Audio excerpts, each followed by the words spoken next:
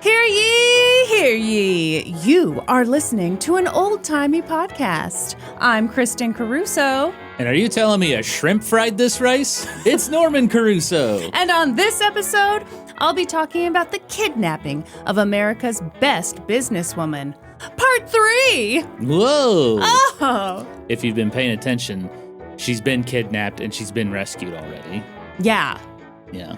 Now you don't even need to listen to this whole thing. Yeah, what's the point of this episode anyway, Kristin? There's no point to any of it, Norm, and yet here we sit, ready to podcast. I've got my 3 beverages and you've got 1, because you don't have ADHD. That's right, you told me I couldn't be in the club the other day. I did not. Yeah, you did. I said, man, I wonder if I have ADHD. And you were like, I don't think you do. You can't be in our club. No, fake news. Fake news. I am cracking down on fake news. I'm feeling very empowered. Assholes have all the power now. I've been waiting for this moment my whole life. And I'm here to tell you that I'm pretty sure I told you that you could be in the club, but only because of all the ADHD, we forget to kick people out of the club. Oh, that's right. You would forget to kick me out. Yeah, but that's what you said. I'm just saying, if you're sitting down to podcast and you've got 1 beverage, your case for ADHD isn't strong. You're probably right. Thank you. Folks, did you know that every month we do trivia for our patrons at the $7 and $10 level with fabulous prizes for the winner? And this month's theme, romantic comedies. Oh. One of my guilty pleasures, I love romantic comedies. I'm just glad you can admit how much you love romantic comedies. There was a time, sir. Mm-hmm. Yeah, there was a time in my life when I was in denial about it. I wasn't comfortable with who I was, and so I was like, no, I don't like romantic comedies like 27 Dresses and 13 Someone else Going on 30. came in here and put this on my TV, and I'm just powerless to change the channel, you said. Well, I would always be like, oh, I just have it on as background noise while I do something else, but I wasn't doing anything else. I was watching the movie. That's my excuse with porn. Oh, I just have this on, while I'm doing my important work. Yeah, you just watch porn while you work? No, I'm not even watching it. It's on the background while I do my taxes, okay? That's what's happening. Wow. You'd make a great CPA. You'd have a lot of fans. Can you imagine? A lot of customers coming in. With the combination of how bad I am at math, how bad I am at paying attention to detail, and also there's hardcore pornography in the background on every screen. Everyone's taxes would be wrong. Like every single one. Anyway, Kristin, I want to test your knowledge of romantic comedies. Right now? Yeah, right now. Uh-oh. I've got just one question. Okay. In the movie 13 Going on 30. Oh, God. What is the name of Matt and Jenna's favorite candy? I never saw that movie. Is it a made-up candy or is it a real candy? It's a real candy. Okay. Romantic comedies, so it's got to be something sweet. It's candy. Of course it's sweet. Hey, just say. But I'm thinking not chocolate. Okay, nothing poo colored. Don't question my process. What about white chocolate? Ew, no one likes white chocolate, so that's enough of that. Hot take. Sweethearts. Or now that's not the name of a candy even. The sweet tarts. Yeah, sweet tarts. That's what they liked. No. What was it? Razzles. What the hell's a razzle? It's like you said it wasn't a made-up candy. It's a real candy, Razzles. It's like gum and candy. Hold on, I'm looking this. I haven't had Razzles in a long time. I don't even know if they make it anymore. Okay, anyone who was with me on this, I apologize. It turns out these are real candies. They don't look good. It's candy and then it turns into gum. That's right. Okay, well that was their favorite candy. This should be removed from the market. So you're really bad at this. Yes. But our patrons are really good at trivia. And monthly trivia is just one of the perks you can get if you support this small, independent, sexy podcast on... Oh, I'm sorry. I was just thinking how brilliant you are, because by the time this episode drops, the trivia will be that coming Tuesday. So hurry up and sign up on www.patreon.com/oldtimeypodcast. Very good, Kristin. Thank you. Very good. Thank you. As a non-threatening fan at the $5 level on our Patreon, you get monthly bonus episodes of an old-timey podcast with full video and access to our Discord server where you can chitty-chat the day away. But at the $7 level, you'll become a history hoe where you'll get all that plus a signed thank you card with our signature, stickers, and access to the aforementioned monthly trivia party. But hey, you look like a straight shooter that's looking for a deal, and I tell you what, it is at that $10 pig butter investor level. You know, I've always considered myself to be an investor and very wealthy and smart with my money. So what would I do with it if that were me? Wait, what are you asking? I'm asking, for someone who's really smart and sexy, who's a bit of an investor, a bit of a fat cat, if you will. What tier would I be on? You would give me $10 and say, sign me up for the pig butter investor tier. Because you'll get everything I just said, plus early ad-free episodes of an old-timey podcast with full video, 10% off all of our merch, and every episode of Kristin's old podcast, Let's Go to Court, ad-free. Excuse me, it's middle-aged. Thank you very much. Oh, your middle-aged podcast. I see. Anyway, head on over to patreon.com/oldtimeypodcast to sign up. Thank you very much. Oh, and Norm, I've got very good news. We've got an ad this week. What? Take it away. Doodaloo. Doodaloo. Kristin. Yeah? Your father is notoriously cheap. It's true. And I want to know, what's the best money lesson he ever taught you?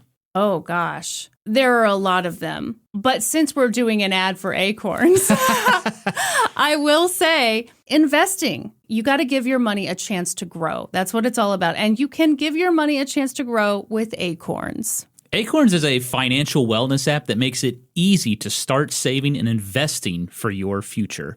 You don't have to be an expert. Acorns will recommend a diversified portfolio that matches you and your money goals.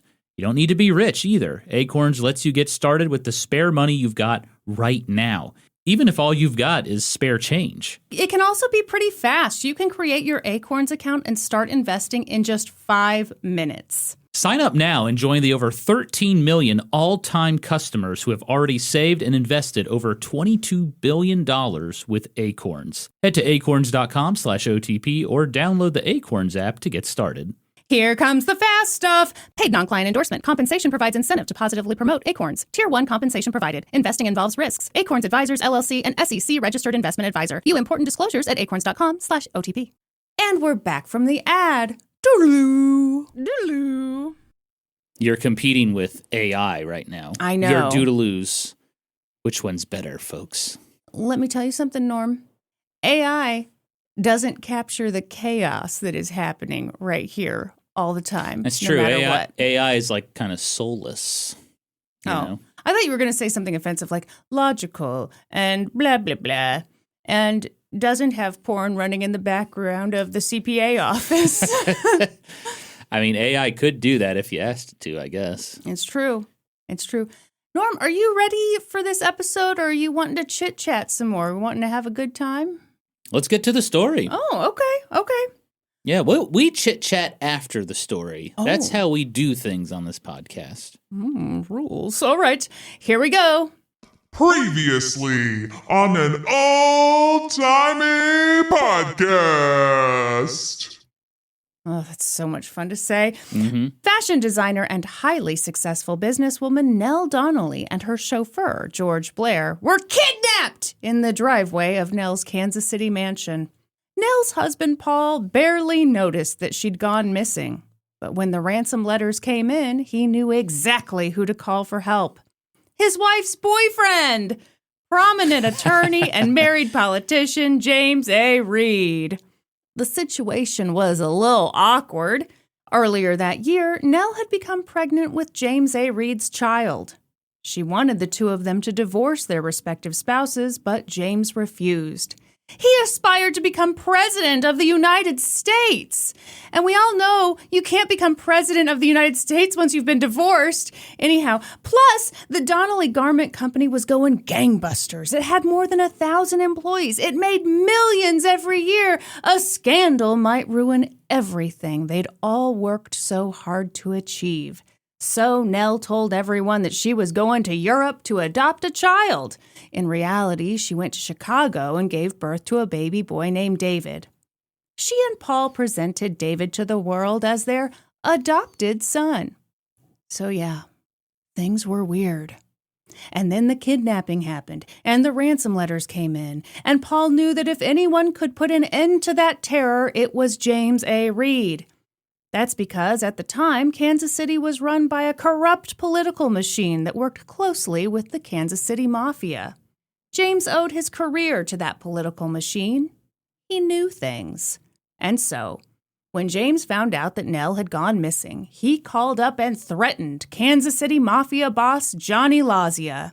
James said he'd make it his mission to ruin everything the Mafia had going for it. The drugs, the sex work, the gambling, the booze. Unless his beloved neighbor, he loved his neighbor, Nell Donnelly, and also George Blair, were returned safely. John Lazia responded by sending carloads of armed gangsters all over the city searching for info. In the end, it seems they found what they were looking for. At 3:30 in the morning on December 18th, 1931, 3 masked men burst into the cottage where Nell and George were being held. They told Nell that there'd been a mistake. She'd been kidnapped by out-of-towners. And then they ushered her to safety. The men led Nell and George out of the cottage and into a vehicle. The rescuers drove a ways, then dropped them off in Kansas City, Kansas. When police came to pick them up, neither Nell nor George could say much about the men who'd kidnapped them. Both of them had been blindfolded for most of the kidnapping, which Norm has a problem with, but we don't have time. This is just the intro. How are we still in the intro? But by some strange stroke of luck, Nell still held a towel that one of the kidnappers had given to her. The towel had a last name on it. The last name led police to a cottage in Bonner Springs, Kansas, the very place that Nell and George had been held captive for 34 hours. The guy renting the place was a man named Paul Sheet. He admitted that he'd allowed the kidnappers to use his home for the kidnapping. He said that he'd been approached with the idea by a man named William Lacey Browning, and that William Lacey Browning had been approached with the idea by a man named Martin Depew. Soon, a theory emerged. Martin's wife, Ethel, was a nurse. She'd treated Paul Donnelly in his home a year earlier. Perhaps, after seeing everything the Donnellys had and how well the Donnellys lived, Ethel and Martin had come up with the kidnapping plan. But by the time that theory came out, Martin and Ethel were long gone. Ethel eventually turned herself over to police. She'd been at her sister's house in Pennsylvania. As for her husband, well, he took a bit longer to apprehend. He made it all the way to South Africa before being brought back kicking and screaming to Kansas City. So, with quite a few alleged kidnappers in custody, the DA's office got tough. They boasted that all these kidnappers were gonna hang, baby!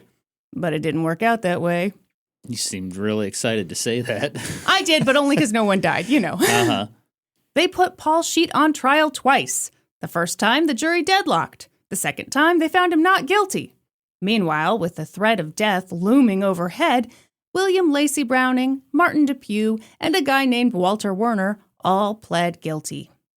Ethel's situation was precarious. She claimed she had no knowledge of the kidnapping, so she decided to go to trial. And speaking of precarious, investigators had a sinking feeling that they hadn't found all the kidnappers. Paul Sheet had said that he'd taken one of the kidnappers to his workplace, where the man had made a phone call to a local restaurant. He'd spoken in Italian. Police traced that call to the restaurant's owner, a man named Vic Benura. They were certain that Vic had something to do with the kidnapping, but when investigators went to look for him, they couldn't find him. So they went for the next best thing. Vic Benura's known associate, Charles Melee.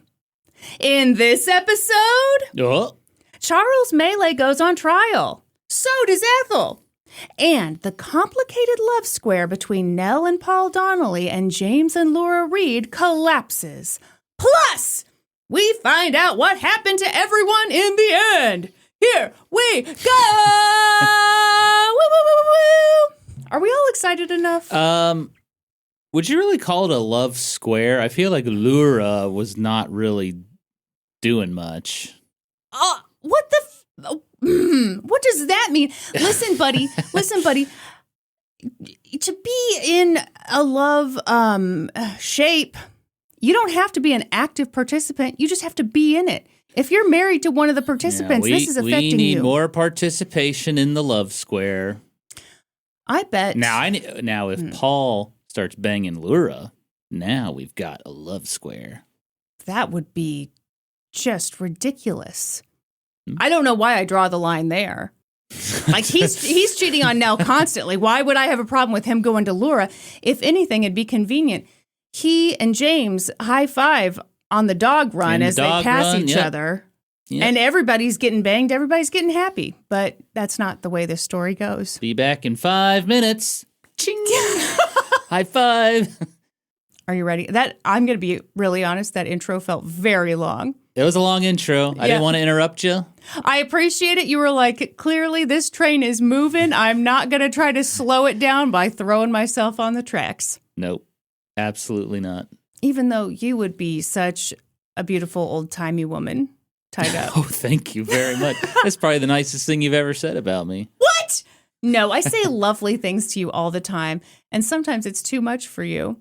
Oh, yeah? Yeah, Norm, you've been out of town for the past couple days, and when you came home, myself, the dogs, and Kiki the cat just stared at you lovingly for, I'm going to say, we thought it was an appropriate amount of time. You were kind of like, okay, well, I'm going to go to sleep now. I did. It was very sweet. Very sweet. I'm glad to be home.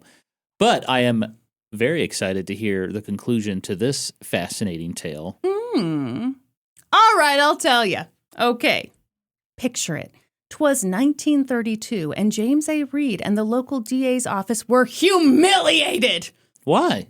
Why do you think, big boy? Why do you think? I don't know. They got guilty pleas out of those dudes. Norm, they wanted people to hang. They were like, were that's bloodthirsty. All talk. Come on. No, I don't think it was. Okay, so they're humiliated. What's next? Now what are they going to do? Norm, I can tell. I can just tell that your true crime experience is a little lacking because you don't understand that there's nothing scarier than a prosecutor who just got himself in a dick measuring contest and found out he came up a little short. There's nothing scarier. These guys want blood. They don't care whose blood it is. Okay. Yeah, my true crime knowledge is lacking, I guess. So. Well, you're not a white lady, so I can't blame you there, you know. But here we go. The kidnapping of Nell Donnelly and also George Blair had been an outrage. People needed to pay. They'd been clear from the start that the kidnappers were definitely going to die for what they'd done. But, you know, investigators didn't have much on Charles Melee. Wah, wah. Well, and he's just like some buddy of the guy that owns the restaurant, right? A known associate, Norm. Yeah, the guy they wanted was gone. So, you know, why not this guy right here? Yeah, that usually works out. Hey, and you know what? Maybe Charles Melee really had been involved. Okay, listen to this. Police brought him in for a lineup. As part of that process, they tried to replicate the conditions in which Nell Donnelly might have seen him. They turned off the lights. They shined a flashlight on each man's face. And in the end, Nell said that she recognized him as one of the men who guarded her in that cottage in Bonner Springs. Then she went further, which I'm telling you because you look skeptical and smug. She said, he has a deformed hand. He covers it with a glove. And she was right. Oh, Charles Melee's right hand had been injured when he was a child, and as a result, it was noticeably smaller than his left hand. Like Dunice on SNL? Rude. I don't know what this looked like, but probably not quite like that. You know, all of this could have been avoided if they just kept the blindfold on Nell Donnelly. Think how many people could have gotten away. So what you really want perfect crime is for aspiring kidnappers to listen to this podcast. Take note, aspiring kidnappers. Always leave the blindfold on. Suddenly, the case against Charles Melee was building. They asked him for a sample of his handwriting, which might seem a little odd to anyone who has been following this story closely. Norm, why is it odd? How closely have you been following this story? Or have you been tuning out and dreaming about Linda Evans? Well, it would be odd because what are they going to compare it to? Exactly. The ransom note was written by you're good. Nell, right? Norm, you're a full-blown history hoe. Yeah, Nell had been forced to write her own ransom notes. Why would the handwriting of her kidnappers matter? Well, that's because investigators had held something back from the media like sneaky little sneaks. And it was the fact that James A. Reed had actually received a letter from one of the kidnappers. And, since these were old-timey times, investigators couldn't wait to put their very real and super scientific handwriting analysis skills to use. Mm-hmm. So they had Charles do a little writing, and they compared it to the letter that James had received, and oh my God! Lo and behold, they determined that Charles' handwriting and the handwriting in that letter were... a match. Similar, kind of, yeah. What do they make them write in those samples? James A. Reed dictated the letter he received, and he had him write it out. Couldn't he, fake his writing? Obviously, that's why this is so stupid. This is how I write, and he just, makes it look terrible so the way, different or the on way purpose? They used to do it back in the day would be like, these are similar, and this sample shows signs of deception, like they're trying to trick us. But you can't prove that. Well, no, you can't. This is all bullshit. But, first of all, if I'm handwriting a letter that I don't want traced back to me, I'm not going to do it in my handwriting. I'm going to try to disguise it. Sure. And if I'm at police headquarters giving a sample of my handwriting, it's going to be wingdings. The letter to James A. Reed, Comic Sans. This one's going to be wingdings. I'm going to do my best. Write one wingding right now. I dare you. I'm just going to do a picture of a butt and a star and a heart, and they can, do what they will with it. It'd be funny if they found some of Nell Donnelly's handwriting. They were like, it matches the ransom note. She kidnapped herself. It was a publicity stunt. We knew it all along. Yeah. So, bing, bang, boom. They had their case. They've got them. Lock them up, boys. Yeah. Oh, don't worry. They did that. Now, did Charles have an airtight alibi? No. Don't worry about it, I say. Oh, they didn't even look into that. Shh. Everybody just calm Well, wait a down. minute. Shouldn't he should come up with that. That's on him, right? Yeah. Shouldn't Charles be like, yeah, I was with my friend Larry Lasagna the other night. Mm-hmm. Yeah, he should be watching porn and doing taxes. Yeah, Norm, you completely misunderstand. Doing taxes while porn was on in the background. Yeah, I didn't even know it was there. I didn't even know I pay so little attention. It's like Norman Caruso watching a rom-com. He's not watching it. It's just on in the background. We don't need to follow the plot line of the porn. Yeah. We just enjoy the noises. Charles Melee's trial took place in July of 1932, and by this point, prosecutor James Page was like, I am sick of losing! Hey, James A. Reed, will you please join me as a special prosecutor? Check one, yes, no, maybe. And James A. Reed, who'd always known himself to be a very special boy, was like, absolutely, yes. He only lost one case, though, James Page. He lost two cases.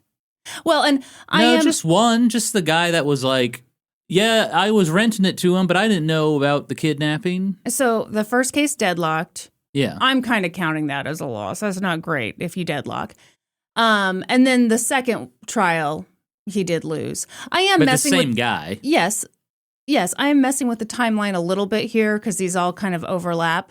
But these cases are not going great, sir. Okay. This was supposed to be a slam dunk. In court, Charles's defense attorney argued that Charles couldn't have been one of the men who stood guard over Nell and George because Charles had been working in Kansas City throughout the kidnapping. When Charles took the stand in his own defense, he laid out his alibi and he did not hold back.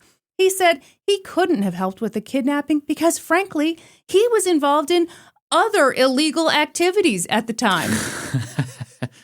He explained that he worked at the Workman's Hotel in Kansas City, where he oversaw a ton of gambling. He worked long hours.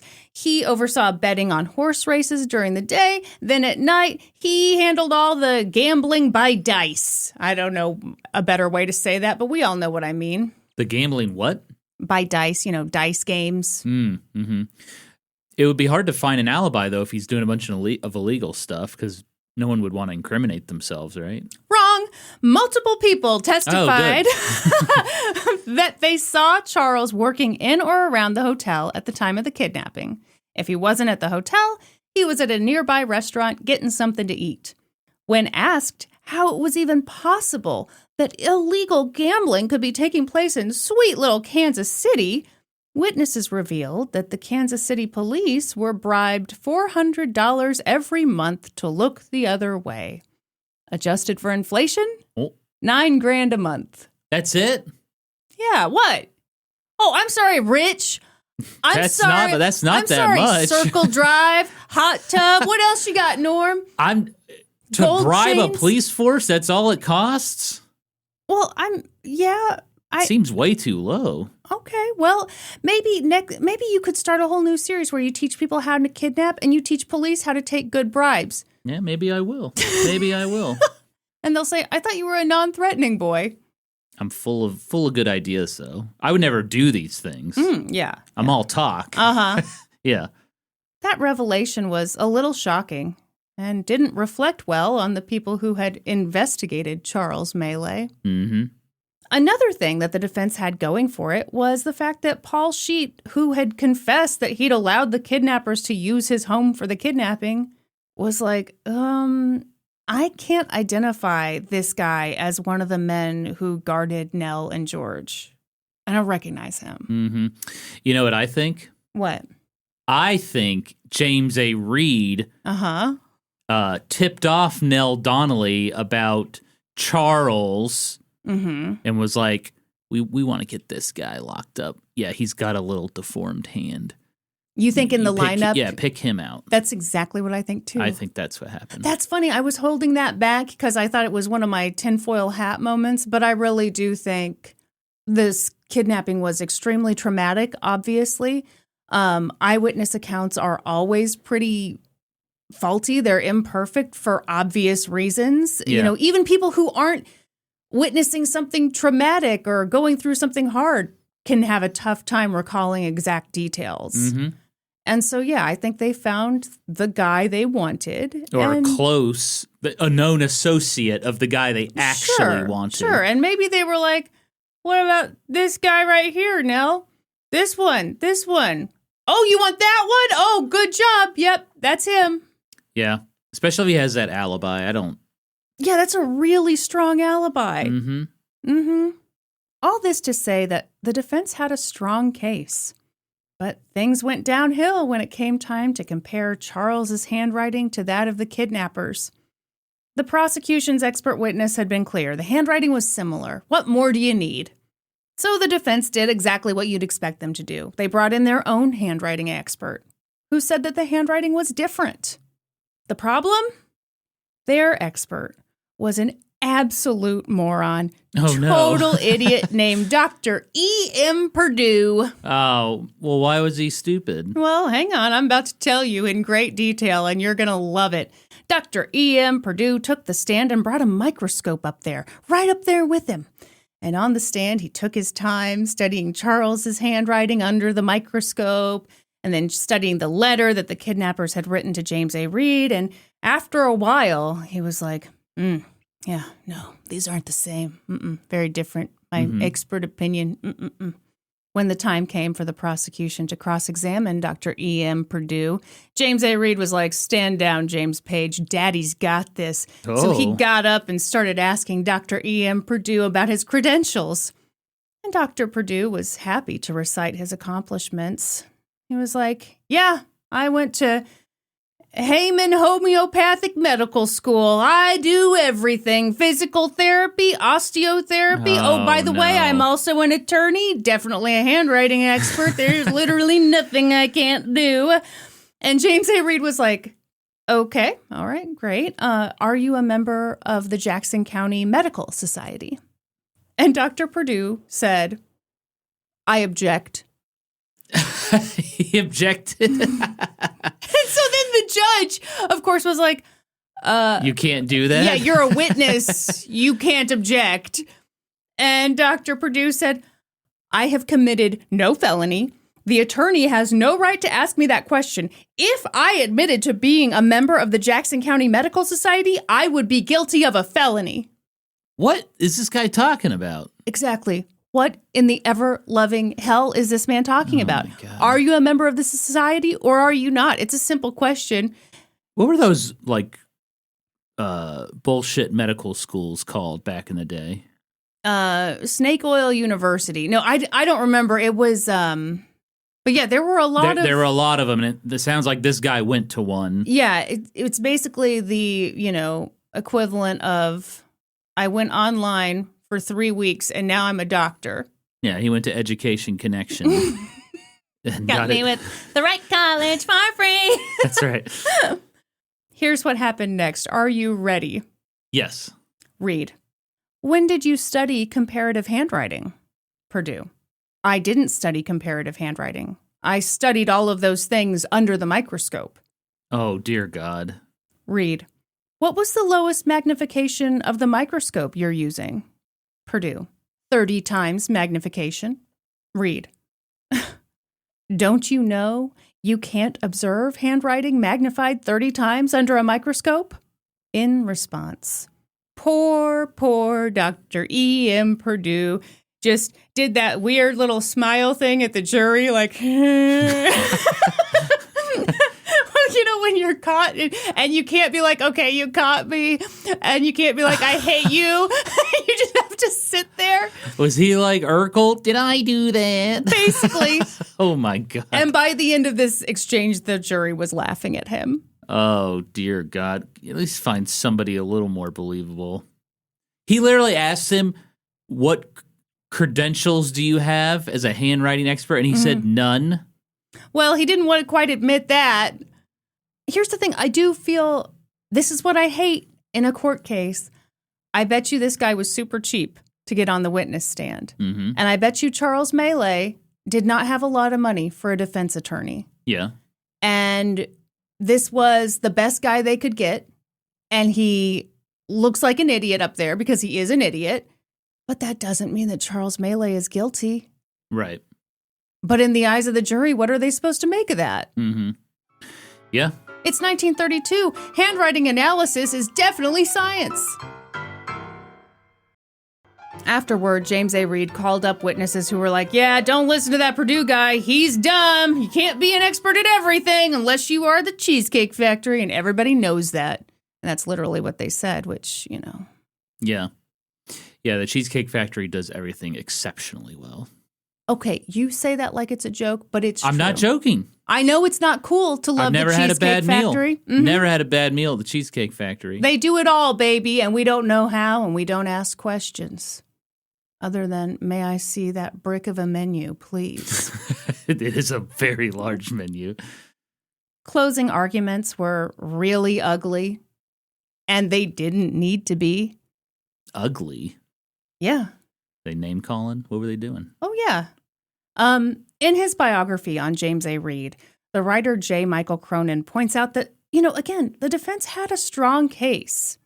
For example, in her pretrial testimony, Nell Donnelly kind of messed up. She'd said that Charles Maylay had been in the back seat with her when she was abducted and that Martin Depew had been the driver. But when Walter Werner pled guilty, he admitted to being the driver. So perhaps her memory wasn't perfect. Understandably so. Yeah. He could have gone after that and not been the least bit disrespectful to her. Sure. But instead of using the closing argument to make any kind of logical points about facts not adding up or about like, hey, Charles has a really strong alibi, the defense attorney got needlessly nasty, which is my nickname for you. No. He started lying for no reason. Was he like, yo, mama's so fat, she Sat on a rainbow and made Skittles. And you know what? Everyone laughed. That's just mean. Everyone laughed, but they were like, what does this have to do with the case? But they didn't stop him either because everybody deep down does love a your mama joke. James A. Reed said, this is just a distraction, folks. It's a distraction. Please cut it out. I've got my own your mama jokes, and frankly, we're running out of time, and mine are way superior. And the defense attorney was like, oh, yeah, well, your mom is so ugly, James A. Reed, that she looked in a mirror and it shattered.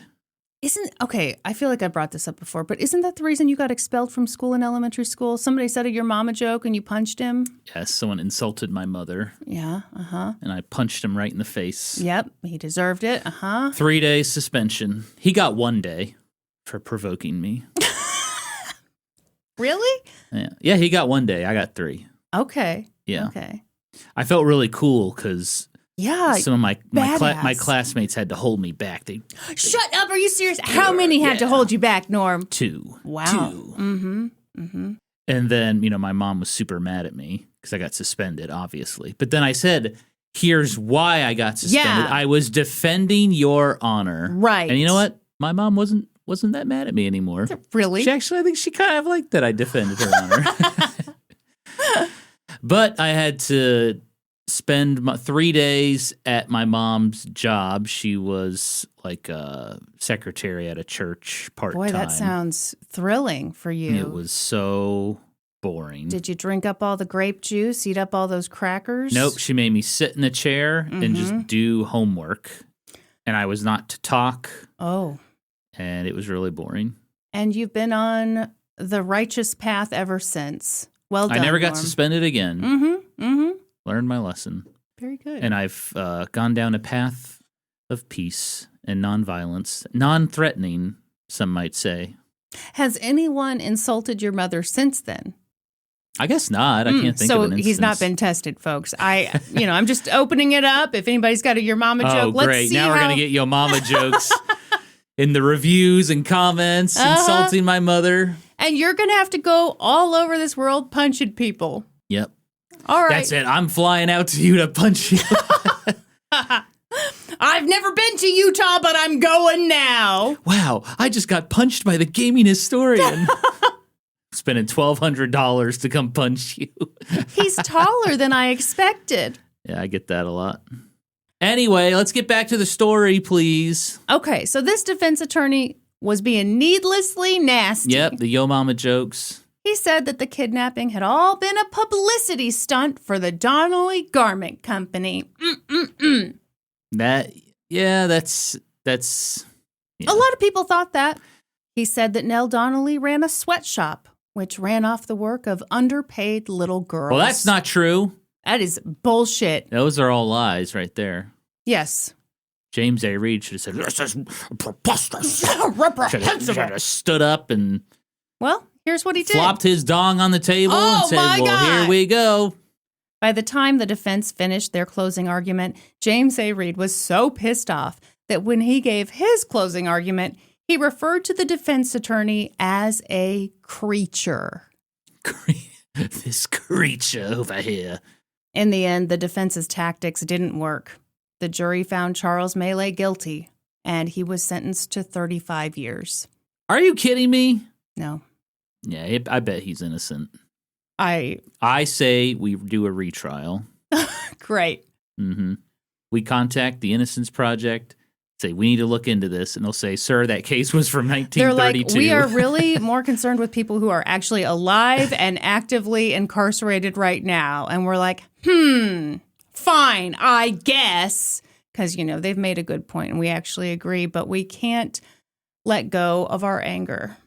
We could contact the The what? I was trying to say governor, and I called him the Jovernor. The governor of Missouri, and asked for a posthumous pardon. It does make you sound smarter when you really land hard on that otherwise silent H. Huh? Don't worry about it. Posthumous. Did I screw that up too? Posthumous? We're not. We're leaving it in, baby. We're leaving it in. I'm editing this episode. I know. Don't you dare. Don't you dare. posthumous? Everyone, Joe is... Did I say posthumous? Yes, everyone. Joe is doing fine. Our editor's doing fine. Norm was just out of town, so Norm's editing this one because, we're just doing this thing lickety-split. Record, Time crunch. edit, boom. I'm going to dub over my voice in the edit to make sure I sound very smart. I'm going to fix the Jovener thing. Yes, I'm the Jovener. The Jovener, and I'm posthumously. Yeah. A short while later, in September of 1932, Ethel Depew went on trial. It was the final trial in this kidnapping saga. And once again, it was not a slam dunk. Nell Donnelly testified that Ethel had been employed as a nurse in the Donnelly home for a brief time in 1930. One of the kidnappers who'd already pled guilty, William Lacey Browning, testified that 2 or 3 times he got together with Martin and Ethel to discuss the kidnapping. She'd been involved in the planning. She knew what was going on. She'd talked about using the ransom money to buy a home back east. Police officers took the stand to say that Ethel had been a bit of a pill, frankly. She had been very unhelpful about, giving them info to track down her husband. Ethel's defense was essentially that she had nothing to do with the kidnapping. If anything, it was her husband's idea. A friend... That's her defense? What do you mean? I didn't do it? Yes. Well, you have to prove your innocence, right? You can't just be like, well, I didn't do it. No, they have to prove that you are guilty. Yeah, but... It's guilty or not guilty. It's not guilty or innocent. Hang on. I'm hanging. It sounds like the prosecutors have some pretty decent evidence of why she was involved. Like what? Like Mr. Browning saying, oh, yeah, I talked with her and we talked about the kidnapping all the time because she wanted to buy a home back east. Oh, okay. Okay. And her response is, well, I didn't do that. Okay. You've got the word of a convicted criminal. Mm-hmm. That's all you've got. You've got James A. Reed, too, though. What's he doing? He's looking sexy, flopping his dong out. He's not doing that. Saying posthumously and not posthumously. Yeah, and we're like, this guy seems smart. He seems to know what's going on. This guy's pretty clever. A friend testified that she had seen the Depews on the day they fled Kansas City. They came to her house to use her phone. Martin was irritable. He was nervous. Ethel wasn't. It was Martin who insisted they had to get going right now. Come on. Ethel, on the other hand, had wanted to stay a while. She'd been like, well, why can't we just spend the night here? So maybe she has no idea what's going on. Yeah. How's it feel to have spoken too soon? Ethel testified in her own defense and said that she'd only found out anything about the kidnapping after it happened. She found out about it when she read a newspaper in Chicago on the way to Pennsylvania. She pointed out that when she got to her sister's house in Pennsylvania, she contacted an attorney, and the attorney advised her to turn herself into the police. And that's what she'd done. Investigators hadn't caught her. She'd gone to them. Oh, well, that's pretty good defense. Yeah, suck on that, Norm. Hey, I'm learning as I go here, okay? The defense brought out character witnesses who said that Ethel was a good gal. They brought out a jailhouse snitch who said that William Lacey Browning, the only person who had testified that Ethel was involved in the crime, had told him that she was innocent. I will say you can't always rely on the testimony of the jailhouse informants, but still. Are you calling me a stupid hoe? No. Which, by the way, is now a custom flare on our subreddit. That is a wonderful thing. I do think it's fun to call a straight man a hoe. And even more fun to call him a stupid hoe. And frankly, I recommend it to anyone. If you're having a bad day, find the straightest man you can see and call him a stupid hoe. And just watch how he reacts. Yeah. Go up to one of your coworkers and say, hey, why don't you quit being a stupid hoe and work on these TPS reports I asked you It's to? better if it's your boss, frankly. Oh, yeah, absolutely. He'll think it's hilarious. And when you get fired, and of course you will, you'll have all the time in the world to listen to an old-timey podcast. Absolutely. Which is what this has all been about. Mm-hmm. The jury deliberated for 36 minutes. Not guilty. Yep. Yep. And thank God. I mean, even if she was involved, they didn't have enough on her. Nah. Let Ethel go. The prosecution saw the writing on the wall. They hadn't gotten Ethel for the kidnapping of Nell Donnelly, and they hadn't gotten Paul for it either.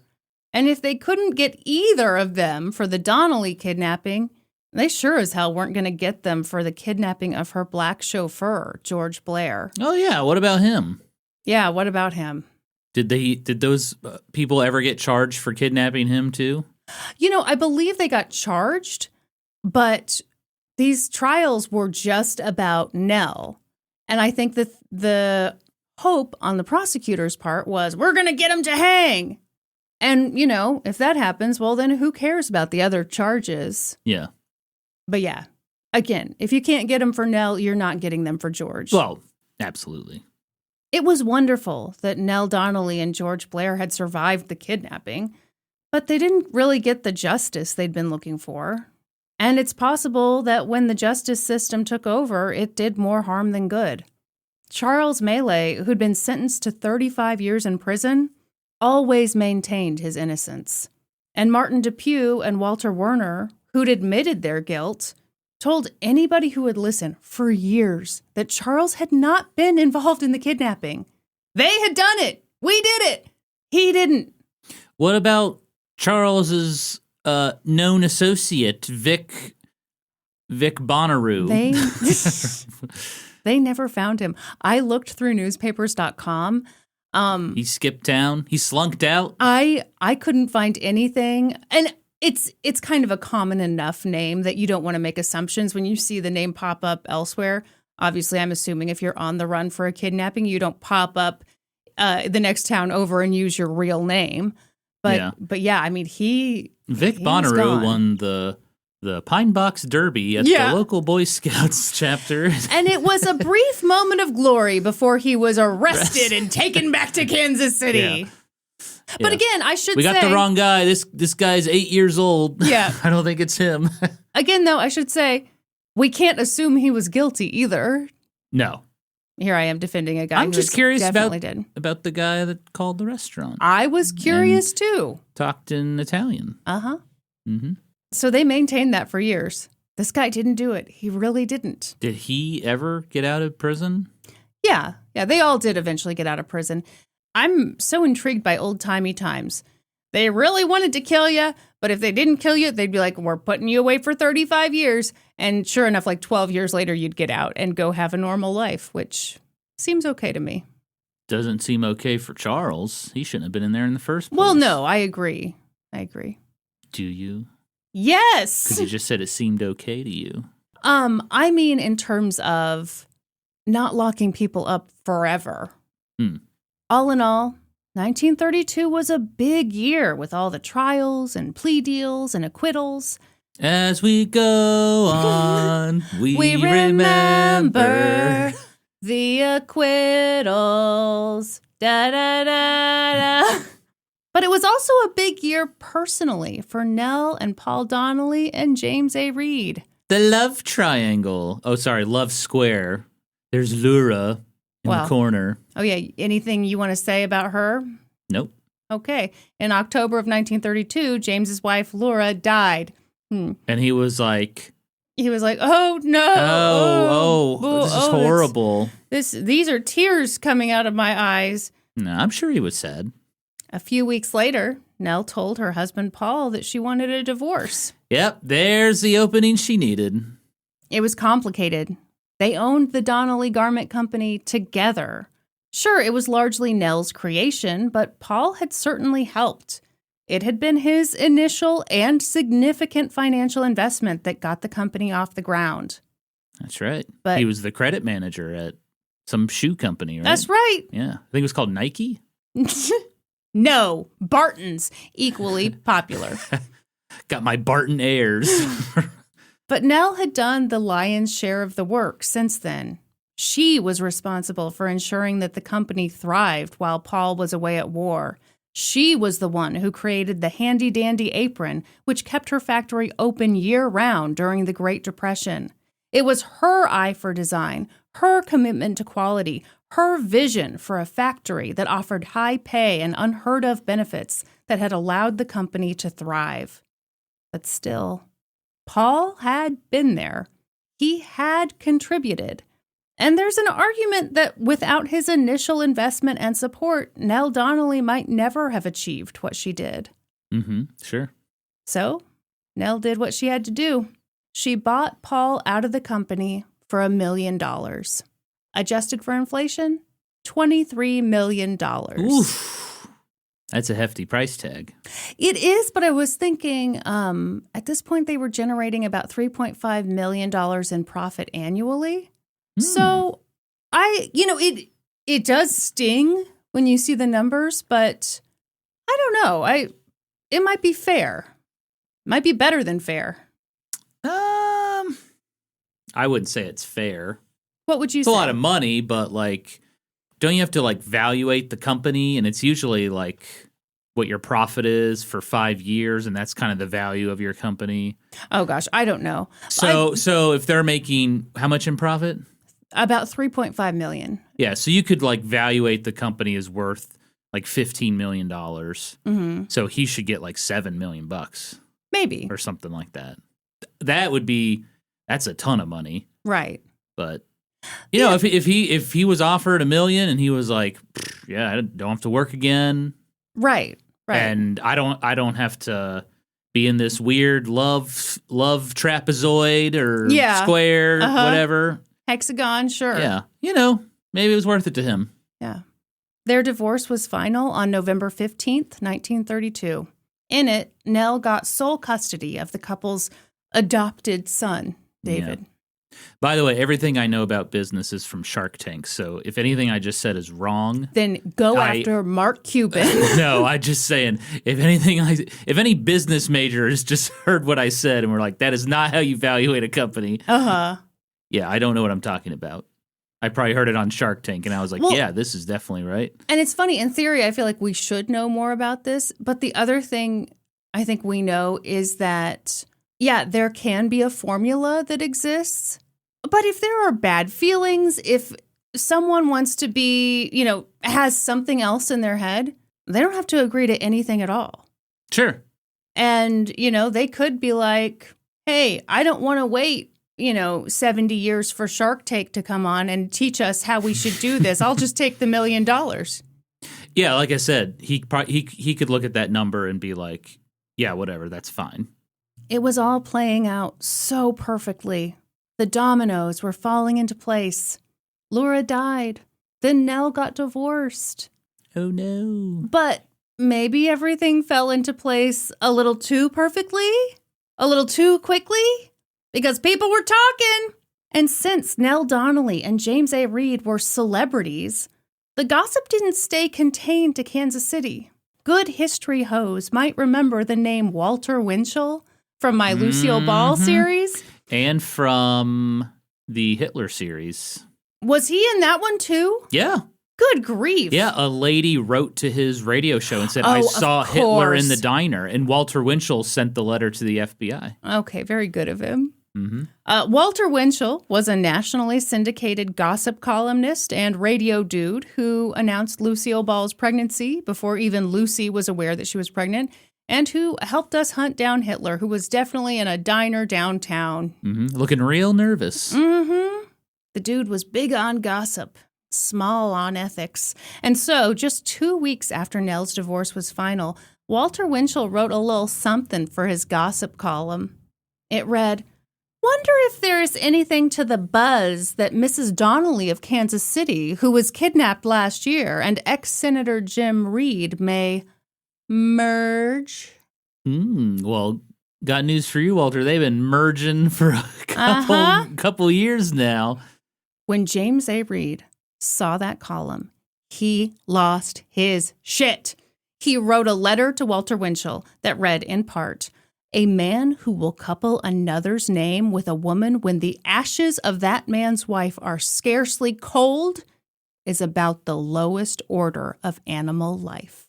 Oh, shut up.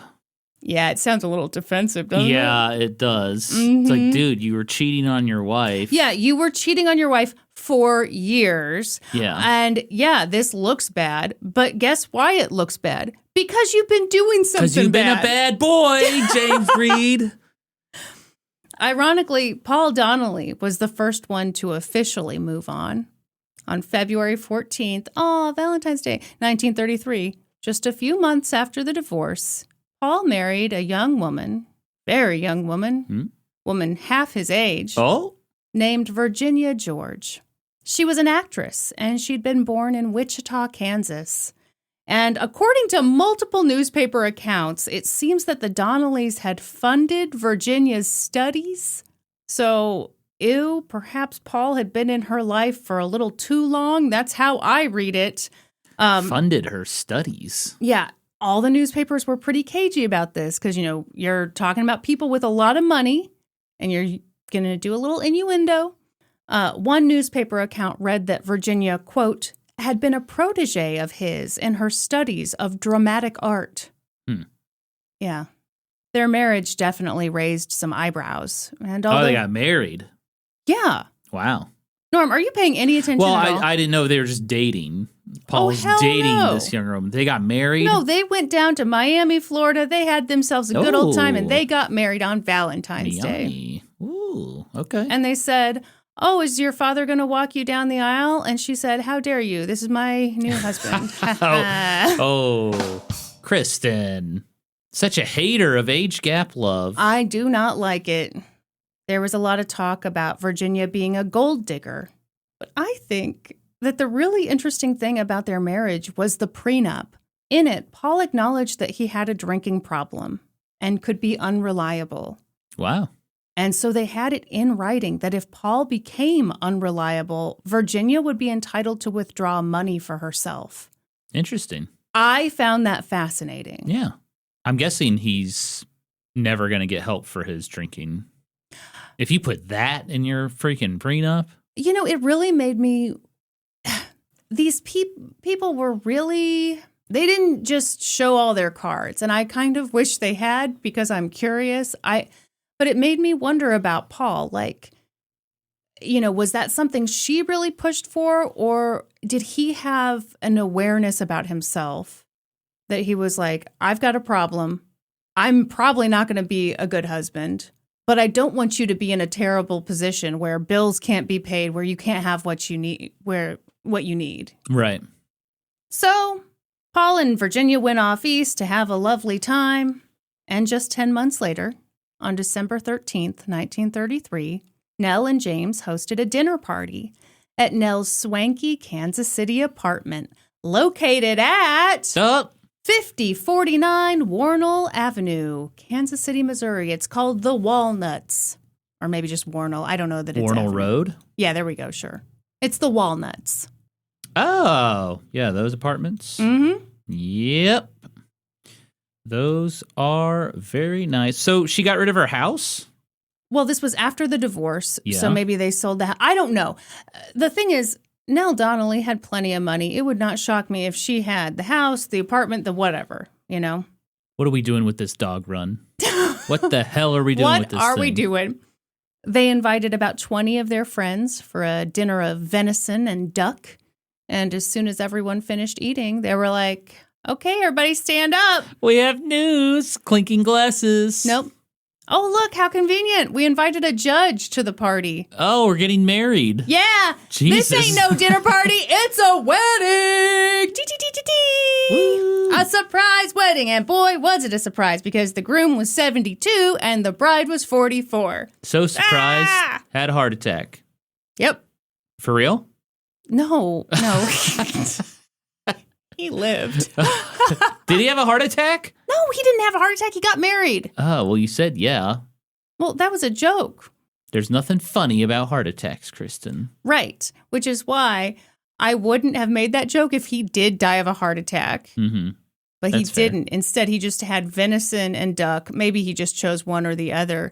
And then he got married.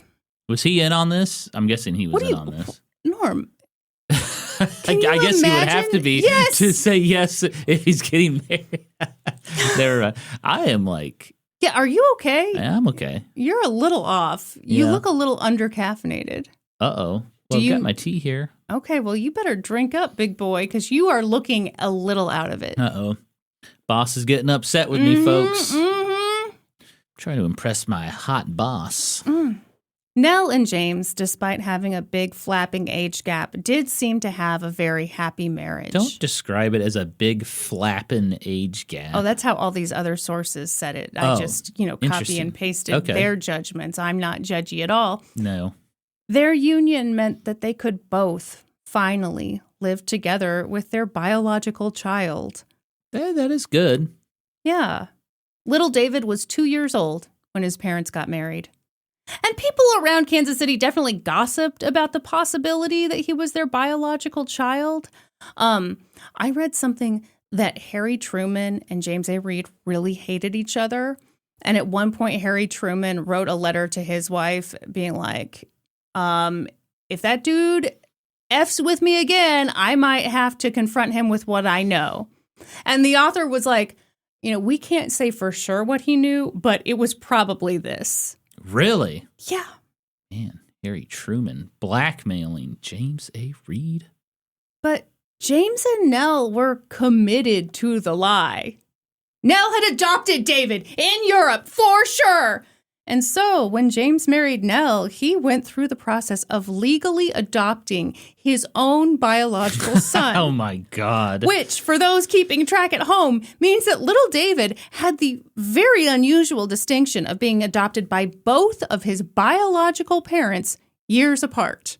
That is wild. That is so weird. Did he look like James A. Reed? Have you seen pictures? You know what? Now that you mentioned it, yeah, he looked exactly like him. That's so funny. I didn't even think about that. Yeah, he looks... coincidence. Yeah. Interesting. My adopted son looks exactly like me. Well, that'll happen sometimes. They say couples start to look alike after a while, and you don't accuse them of incest. See, he's just getting really defensive. Yeah.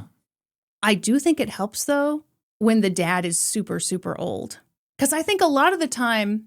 when it's really striking that people look alike, it's when you see them at the same age or closer together in age. Yeah, they never reach the same age. That's not how time works. Shut up. You know what I mean, but pictures. And I do realize that I made a really stupid point. And as the editor of this episode, I ask that you cut it and put in a much better point now. Okay. Well, yeah, so... James A. Reed, 72? Mm-hmm. Yeah. And he must have not lived to see his son grow up very much. Well, you are certainly getting ahead of the story, but the funny thing about it is 72, I always talk about adjust for inflation. 72 in the 30s, I'm sorry, that's 112. That's just what that is. Yeah, you're just dead. You are in the ground. He's a corpse. A few weeks after they got married, the family of three moved into a new home together. Located at? 5236 Cherry Street. Oh, Cherry. 5236 I know all Cherry these streets because I live in Kansas City where this story takes place. You lucky, lucky man. Oh. Mm-hmm. This was for sale recently? No, 10 years ago. Yeah, that's recently. Okay. Yeah, it's a big, beautiful house. Big brick house. Big ass garage doors. Damn, nice built-ins. Okay. You never know what Norm's going to appreciate about and here's a place. the bathroom with, looks like some original fixtures. This is where James A. Reed shat himself and cleaned off his underwear. Wow. Incredible. Love the woodwork. I got to say, your rant about people painting woodwork in old houses really resonated with a lot of history hoes. I'm glad. They said, Kristin is absolutely right. Those people should be arrested. Can you imagine if we had a jail that was just filled with people who really hadn't done anything actually wrong, just kind of annoying to us? And the jail would probably be a pretty good community of folks because they'd just be really decent people who had done something something they thought was totally fine, but it annoyed specifically and that they had you. Every legal right to do. Yes. And they're like, frankly, we don't even understand how she found out that we painted the woodwork in our 1927 home gray, but she did. And boy, is she bitchy about it. So bitchy, she put us in jail. Nell didn't talk much about the kidnapping after it was all said and done, and neither, it seems, did George. At some point after it, Nell told George that he had a job for life. After what they'd been through together, He'd never be out of a job if he wanted one. Well, that's very nice. And George took her up on that offer. Nell seemed to throw herself into work and family life. She did have metal bars installed on the second-story windows of that house on Cherry Street because she was afraid of another kidnapping. Yeah, absolutely. It looks like those bars are gone now. I don't know if you still have that up. But yeah, that's understandable. Of course. Mm-hmm. Yeah, because your biggest fear would then be that your child would be kidnapped. Damn, this place has a gate. Yeah, it's beautiful. It doesn't seem like that big of a house. 1,800 square feet. Oh, that can't be right. It's got to be bigger than that. Yeah, you're right. What the hell? Oh, what the hell? I looked at the wrong house. Fuck. I'm such a stupid hoe. Oh, this house looks way nicer than the one I was looking at. Well, what? Oh! Okay, I thought it was so weird when you were like, it's got big garage doors. I'm like, that's... I don't know what maybe I was looking at the carriage house of this house. Are you all right, sir? I'm a shell of a man. Okay. Yeah, well, now do you want to describe that house now that you're actually looking at the right one? It's just a big, beautiful brick mansion, and it has everything you would expect. A grand staircase, beautiful woodwork, hardwood floors throughout, very detailed trim, beautiful chandeliers. Okay. There's a baby grand piano. All right. Yeah, it's a nice-ass house, worthy of a dressmaker and her hot lawyer husband. All right. One thing that Nell believed in very strongly was the importance of work-life balance. She once told a reporter that, quote, "You can't be a well-balanced person if you insist on devoting all of your attention to business, even those details which can be managed by others, leaving no time free for your development as a human being." I appreciate that. I really do, too. I need to take her up on that advice. Yeah, I can see that. I can see that for myself, too. I think you've got to get away. You've got to experience other things in order to, ironically, be good at your job and in order to feel fulfilled and happy. She believed in taking time off. So did James. So even though Nell was running one of the most successful garment companies in the world, and James was very busy traveling the country talking shit about FDR. How's that? Because he was running for president? Well, because FDR won, and James was a bitter little bee, and he just buzzed all over the place, being like, the New Deal sucks. I think he's a communist, maybe. And he put a woman in his cabinet. Oh, you know he hated Frances Perkins. Oh, I know it. They spent every summer up on their 7,000-acre ranch in northern Michigan. Ooh. Yeah. 7,000 acres? Good grief, right? What the hell do you do with it all? That's several too many thousand, I think. It's a ton of land. It was where they got in touch with nature. It was where they hunted and fished and rode horses. It's where they had fun. But while Nell and James and David were creating a happy life for themselves, things weren't so great for Paul and his new wife. Oh, boy.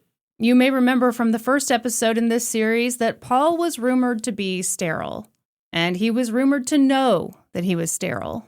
And he regularly threatened Nell that if she ever became pregnant, he would die by suicide. Well, the story goes that in 1934, Virginia went to Paul and told him that she was pregnant. And he spiraled. Paul was hospitalized on and off, and he ultimately did die by suicide while at a hospital in Hartford, Connecticut. Wow. Yeah. Do you know what hospital he was at? Yeah, I do, but I took it out of the script because I thought that would be unnecessary to include. And I didn't, to be fair, I don't even know that it's still around. It was a hospital for treating nervous disorders, which I think was probably an old-timey term for mental health stuff. That's just me guessing. Okay. I only ask because in my bonus episode on The Incredible Life of General Tom Thumb. Yes, which is quite good. A hospital in Hartford comes up. And back then it was called the Hartford Lunatic Asylum. Oh, I would have remembered that. The name probably would have changed by the 30s. One would hope. We need to improve our marketing. We are going to call it Ye Old Nut House. And I think we can all agree that sounds a lot better. Yeah. That's the only reason I asked. Yeah. His death created a bit of a problem. Virginia was pregnant with his unborn child. So not his. Well, I mean, if I get pregnant Yep. under the eyes of the law, you're the dad. True. And this is before, DNA testing, so. But then I say, Your Honor, look at this. And I pull my pants down. Uh-huh. Ken doll. Oh. Smooth.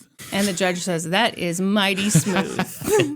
He can't be the father. And the judge was drinking a cup of coffee at the time. So we still don't know. Was he talking about your genitals or was he talking about the coffee? Ooh, and it was Maxwell House, too. Ew. Smooth. That complicated things with Paul's estate. It garnered a lot of media attention. But that media attention paled in comparison to the media attention that fell onto another key person in this kidnapping saga. I'm talking, of course, about everyone's favorite soft-spoken soft drink distributor / Kansas City Mafia boss, Oh, yeah. Johnny Lazia. How's he doing? Johnny. How's the soda business? Oh, it's great. It's great. After the kidnapping, John Lazia's life changed significantly. And that's because the city itself changed significantly. Mm-hmm. In the early 1930s, the city was wide open. The mafia ran this town, along with a corrupt political boss. Some might say they were in full swing. They were in full swing. Yeah. Only a really cool person would say it, though. Yeah. We can all agree to that. In October of 1932, Johnny Lazia made a big mistake. That fall, a bank robber named Vernon Miller asked him for help. Vernon explained that his buddy, Frank Jelly Nash... Jelly. Do you get to choose your nickname? I mean, I would hope you wouldn't choose Jelly. Had been captured by the feds. The feds were taking him to Leavenworth Penitentiary, but their path would take them through Union Station in Kansas City. Uh-oh, I know this story. Vernon wanted to rescue his friend. And that would, in theory, be pretty damn easy. After all, at this point in time, this is going to sound like a joke, but it's absolutely true. Federal agents didn't carry guns. And if you pissed them off, you were kind of in the clear because they didn't have the authority to arrest anybody. So Johnny helped Vernon. He provided 2 guys, Adam, Eddie Richetti, and Charles Pretty Boy Floyd. Mm-hmm. Those were the men who would help free Frank Jelly Nash from the feds. And on June 17th, 1933, when federal agents escorted Frank Jelly Nash through Union Station in Kansas City, the men were there, waiting.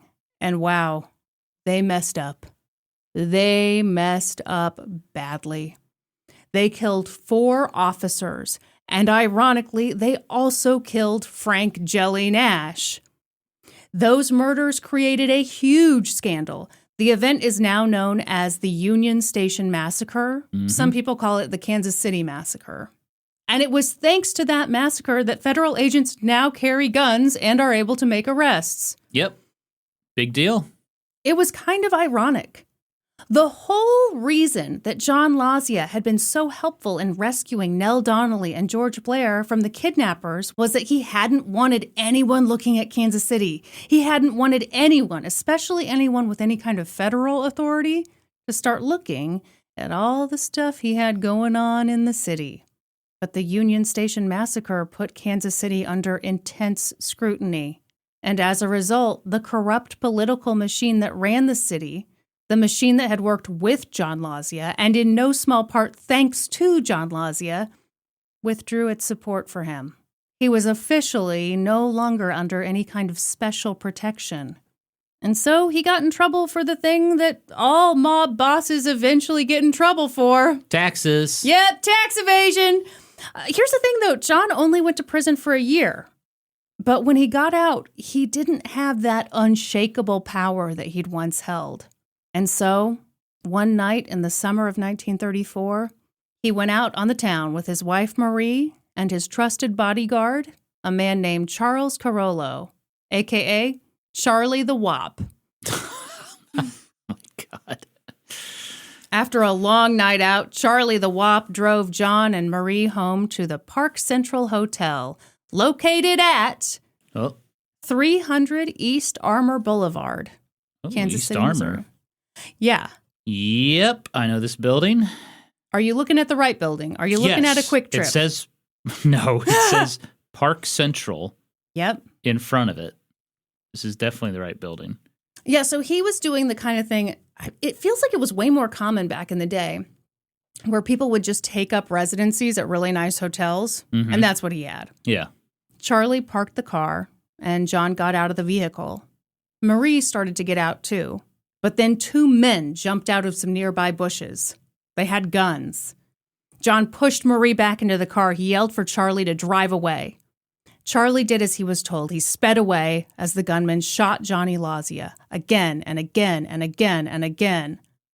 They left him on the sidewalk to die. And even though he'd been peppered with bullets, Johnny Lazia didn't die. What? He got to the hospital, and he lived long enough to ask the doctor, "Doc, what I can't understand is why anybody would do this to me. Why to me, to Johnny Lazia, who has been the friend of everybody." It's a real mystery, Johnny. We just don't know. You're just a soft-spoken soft drink distributor. Why would anyone do this? I shouldn't have messed up that delivery order. They wanted Pepsi and I gave them Coke instead. Coke. Oh. No, you know, it would be Diet Coke. Because have you seen those people who love Diet Coke? They are nuts about their Diet Coke.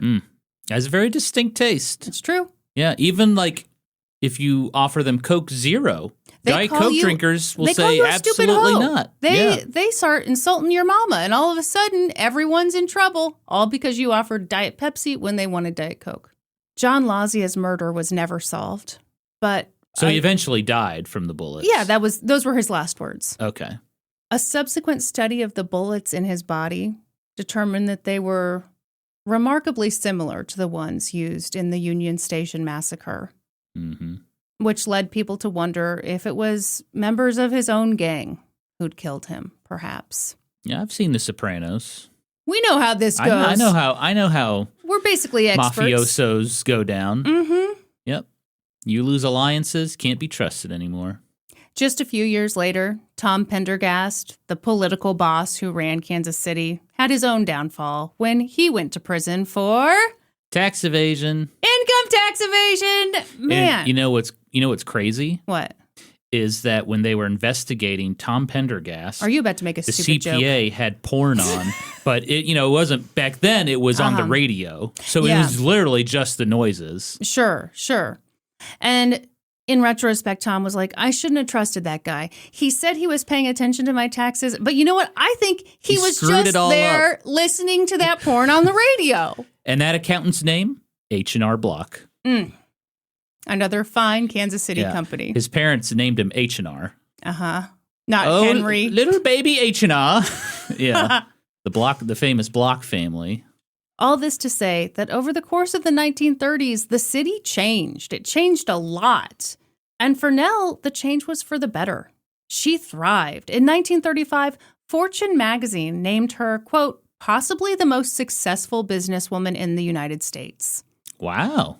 And for good reason. The Donnelly Garment Company soared to new heights under her sole leadership. But you know what they say, Norm? Very famous saying. With great success comes great scrutiny. Not because of anything bad that you did, but because your new husband is kind of a major douche and we don't like him.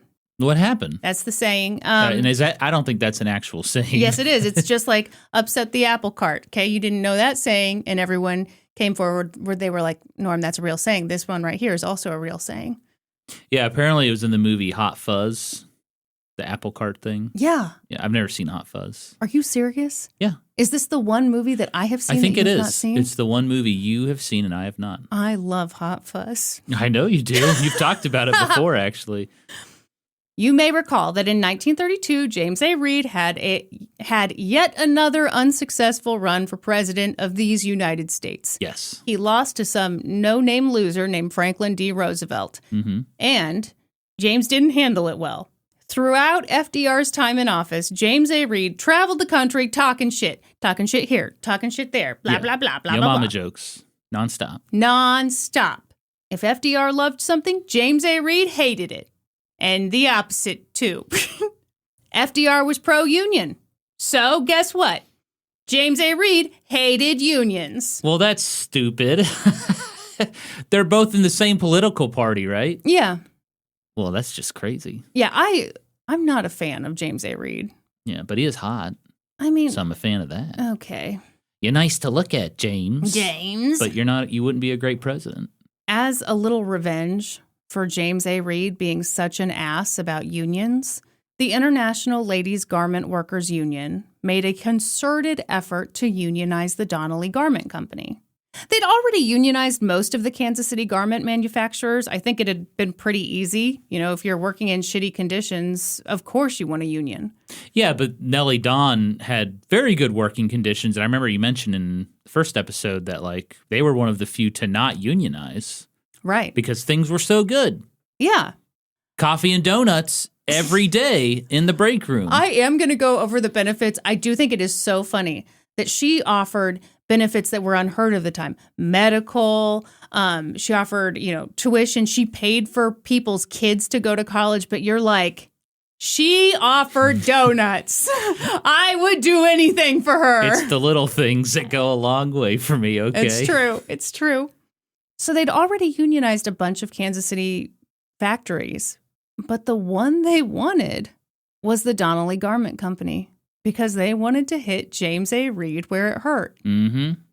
In 1937, they dedicated $100,000 to the fight to unionize the Donnelly Garment Company. Adjusted for inflation, that is $2.1 million to get this plant to unionize. Big money. In a hearing, the union president said, quote, "It will be the lot of our union to teach Reed a lesson in true Americanism." This whole thing really pissed off Nell Donnelly. For one thing, her husband wasn't involved in her business. For another, she was a rare thing. She was a factory owner who actually did right by her workers. So she famously said, quote, "If conditions in the factory were so bad, it wouldn't take $100,000 to unionize it." Attempts to unionize her factory dragged out for years. And part of the reason why it took so long was that the Donnelly Garment Company workers weren't tempted by what the International Ladies Garment Workers Union had to offer. Boy, that doesn't roll off the tongue. They didn't get work on their marketing. Nell Donnelly was an excellent employer. She was way ahead of her time. She was arguably ahead of this time right now. She paid some of the highest wages in the industry. She provided a safe working environment. She offered unheard of benefits like medical care, life insurance. She paid for her employees to go to night school. She paid for her employees' children to go to nearby colleges. Every morning, Norm didn't forget this, she offered free coffee and donuts. Yep. In the late afternoon, she offered lemonade and snacks. She opened an employee cafeteria, which operated at a loss every year. She purchased a farm where they could go have a picnic or hike or swim. She bought a rec center for them to use. These are all benefits that I've mentioned before. Here's one that I haven't mentioned yet. The opportunity to advance. The vast majority of Nell's employees were women. And when executive roles opened up, she did something kind of wild. She actually considered women for those positions, even if they didn't have the exact kind of experience needed for that role, which is key because no woman would, in this time period, have that experience. No one else would take a chance on her. Yeah.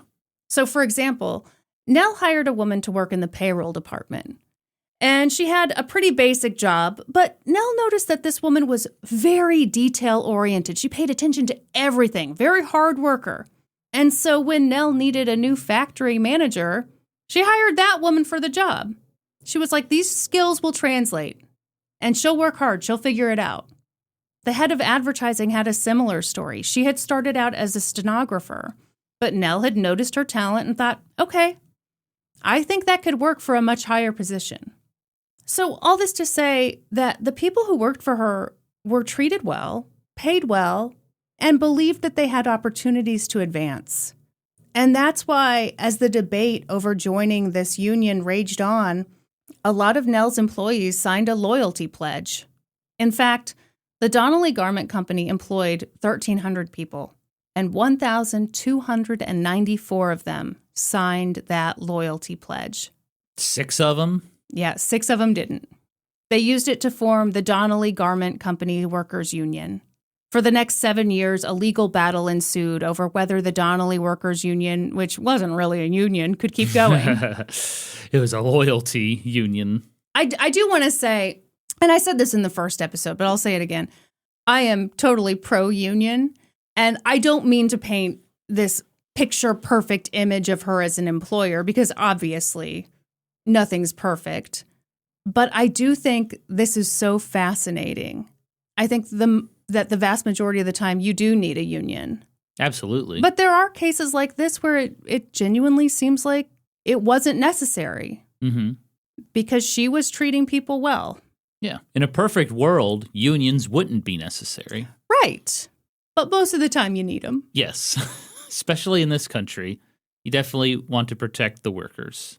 I remember at one of my old jobs, I asked my boss, hey, what would you do if I tried to unionize?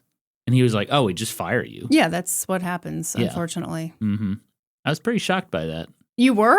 Yeah, well, I was a young man. I didn't really know much about the world. Yeah, I mean, that can be, that's like that moment when you find out that HR isn't your friend. Yeah. They're just hired to protect the company from a lawsuit. Right. Yeah.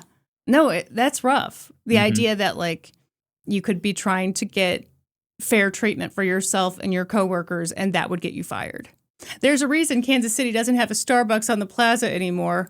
That's right. It unionized. Well, no, they tried. Oh, they tried. Yeah, they tried to unionize. And yeah, Starbucks just closed the location. They said it was, because, we're in an effort to streamline our business. blah, blah. And there's a Starbucks nearby. It wasn't necessary. And it's like, I got news for you. everybody went to that Starbucks. Well, and also there's a Starbucks nearby. There's always a Starbucks nearby. Yeah. That logic, we should close all of them down. Yeah.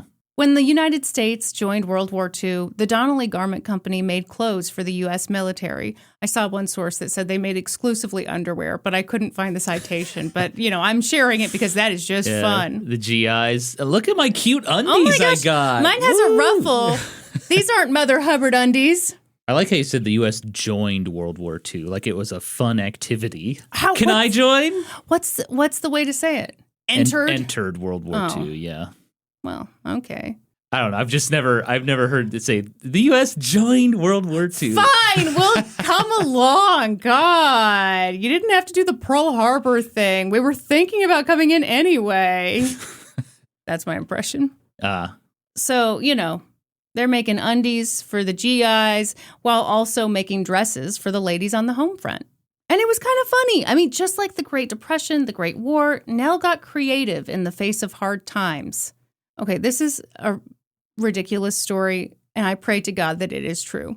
Okay, traditionally, when she had a new line of dresses, salesmen would fill their cars with trunks of dresses to show buyers. They'd drive all over the country showing off these dresses. Yeah. But during World War II, that really wasn't feasible anymore. Gas was hard to come by, and I'm guessing a lot of the dudes were off to war. So the story goes that Nell came up with an idea that was a little outside the box. She had the seamstresses create miniature, adorable versions of the new line of dresses and then put them in tiny suitcases and then sent the salespeople off in buses to the buyers with those adorable little suitcases to show off their wares. You don't seem as charmed by that story. I'm confused why they did that. Okay, traditionally, they had to fill a huge, massive trunk full of all these sample dresses. Yes. And drive all over the country. Here are all the garments we're selling. But that was no longer possible. Because of gas. And all that. So, yeah, they did little mini versions that they could have in just a really small little briefcase thing. So they just shrunk everything down. Yeah.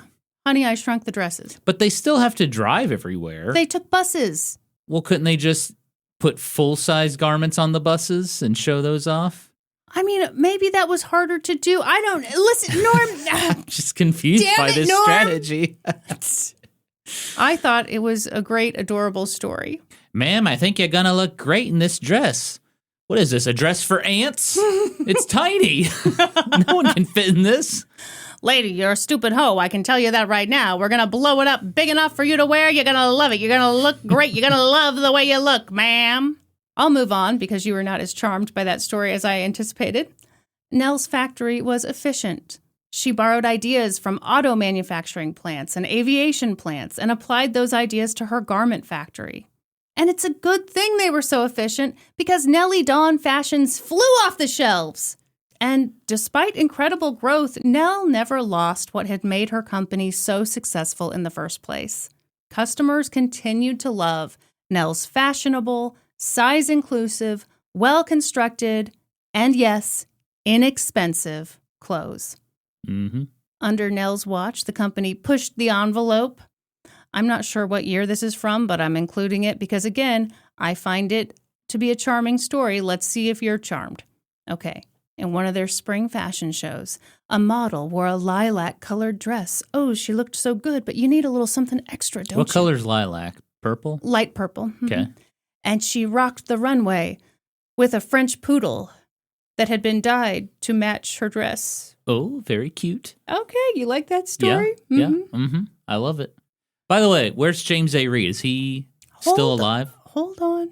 Okay. But, as it often does, life got complicated again, Norm, in 1944.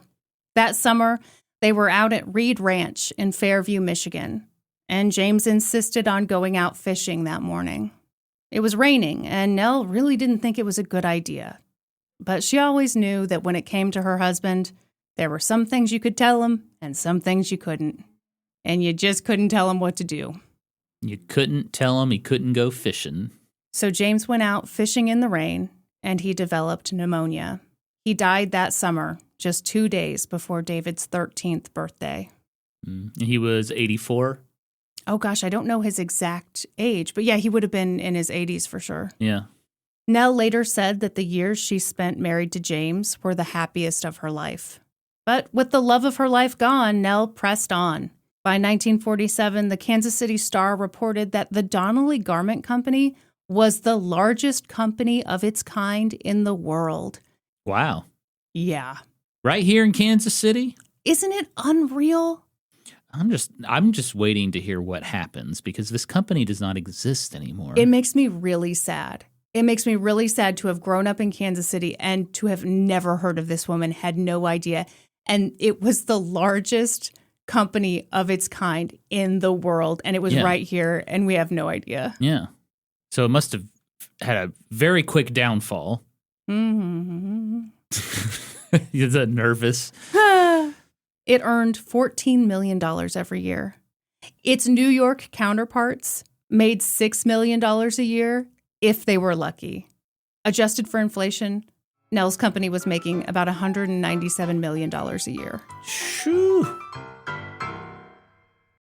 But Norm, I know what you're thinking. You're thinking business schmizness, which is actually not what you're thinking because you were asking more questions about the business, but right. I wrote this before you had that reaction, so here we are. Yes, I'm brilliant. You're thinking, tell me what Paul Donnelly's hot widow has been up to. I'm curious about her. Oh, her name's Virginia. Yeah. Virginia. Donnelly now. I was thinking of her maiden name. Yeah. What's Virginia up to? Meet Virginia. Oh, God. Remember that song? I do remember that song. There she walks. Oh, God. I hated that song, and I hate it even more now. Okay. After Paul died, Virginia continued to garner headlines. She married a French film producer named Jean de Cavenagh. The Jean de Cavenagh? Yeah, that's right. Wow. It was kind of a scandal. She was a rich widow, and she just married some French dude. Ooh la la. Ooh. The two became a power couple. They had homes in New York and Paris. They hobnobbed with King George and Helen Keller. So she left Kansas City? Oh, yeah. Oh, she's too good for Kansas City now. Well, she and Paul both left Kansas City. Oh, shit. Yeah. He died in Hartford, sir. Oh, you're right. Mm-hmm. Damn. I am a stupid hoe. No, you're just a little off. A lot of people had dismissed Virginia as a gold digger. She was a social climber. Not a lot going on upstairs, they said. But when World War II broke out, she and Jean and Virginia's 2 children were living in a Nazi-occupied France. And that's when Virginia showed her true colors. Oh, boy. She snuck information about the Nazis' submarine base to the American military. Oh! You weren't expecting that, were you? I was not. the way you said she showed her true colors, Uh-huh. I was like, what the fuck is this lady about to do? She was like, I would like to join that fart-filled bunker. No, she did something incredibly dangerous, incredibly brave, and she was arrested for it. By the Nazis? I don't know the full story there. I tried briefly to find it, but I do consider her a more minor character in all of this. But I thought this was so interesting, and especially in light of what people thought of her. It's like, okay, you can think that about her, but she's taken info on the Nazis and she's getting it to the Americans. Well, and specifically on their U-boat bases. The U-boats were a menace to the Allies. Okay. Huge problem. It took them a few years to figure out how to deal with U-boats. So this is very, very important information. Well, and she went over to Switzerland where the Americans had some kind of base set up, and that's where she dropped off the information. Later, when the war ended, she used her money and her connections to other wealthy people to help rebuild French villages that had been destroyed by Nazis. So I guess anyone who talked shit on her can go munch on some carpet. Which I realize sounds homophobic. It's not. It's based on what I said about Hitler.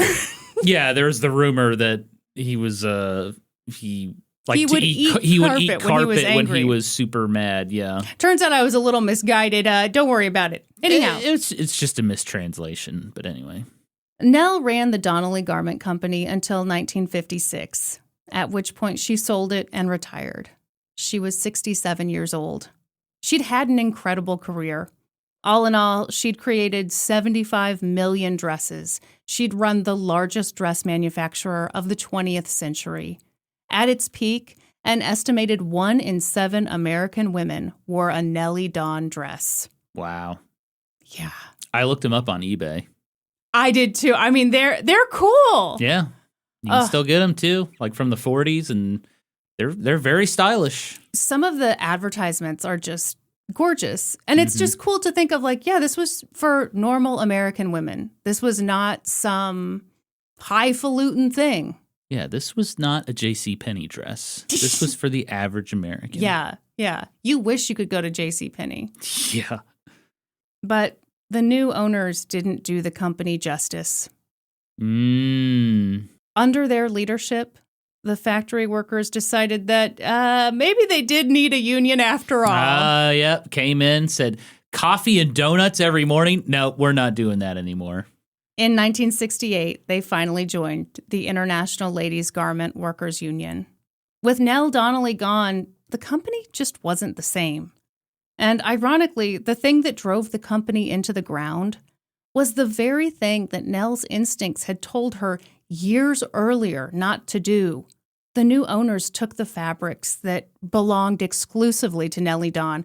Okay, remember, she used to take these trips to Europe all the time. She'd see these beautiful silk prints. She'd see all kinds of stuff. And she would do these exclusive deals to get those really fashionable prints onto cotton and rayon and whatever.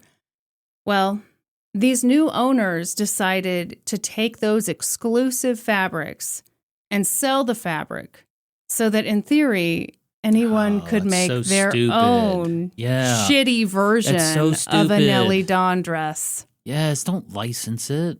Ultimately, in 1978, the business went bankrupt. Yeah, they cheapened the product. It's not special anymore when you license it out. Yep. I don't know anything about dresses, and I could have told him that. It's funny. I think she always did a great job of not talking shit. She was always known for being a very classy person. But I did read one quote about that where she was just like, yeah, I don't know what they were thinking. Yeah. It would be so frustrating to see your creation that would be. go down like that. I would take that very hard. But also, I feel like I'm the kind of person that would refuse to retire. I would be like, I am not selling my business. I will drop dead in here with the lemonade and the cookies every afternoon. They'd say, Norman, you're in an iron lung. You can't move. You can't operate. You can't do anything. You're 150 years old. I am critical to this business. What had once been the biggest dress manufacturer of the century was now non-existent. Damn. In Hate to see not it. a long period of time either. It just collapsed. In 5 years, it collapsed. No, that's crazy. not true. You said 1967, she sold it. No, 56 she sold it. In 78 they shit. went bankrupt. There's that stupid hoe coming out again. It's okay. You've had a rough week. Mm-hmm. But Nell kept going. She stayed active. She joined the school board. She had wild ideas like, hey, let's hire the best teachers we can. Let's hire the best administrators, the best staff we can. Let's give them good working conditions, and let's pay them the most money we can afford to pay them. Terrible idea, obviously. She served on the boards of the Midwest Research Institute, the Kansas City Art Institute, the Starlight Theater Association. She donated 731 acres of land to the Missouri Department of Conservation. Hell yeah. She named it James A. Reed Memorial Wildlife Area. Ah. And the rude person in me wants you to know that that's a little ironic when you consider the fact that when he was mayor, he opposed building parks because he considered them to be luxuries. But luckily, he's rolling in his grave. He married a woman who understood that we all deserve a little luxury. Mm-hmm. Nell spent the summer of 1977, just as she always had, up at Reed Ranch in Michigan. By that point, George Blair had worked for her for 48 years. Wait, George is still alive? Yeah, he's still there. Holy moly. She's still going, he's still going. Damn, she kept her word, too. Yeah. He'd endured a lot during that kidnapping.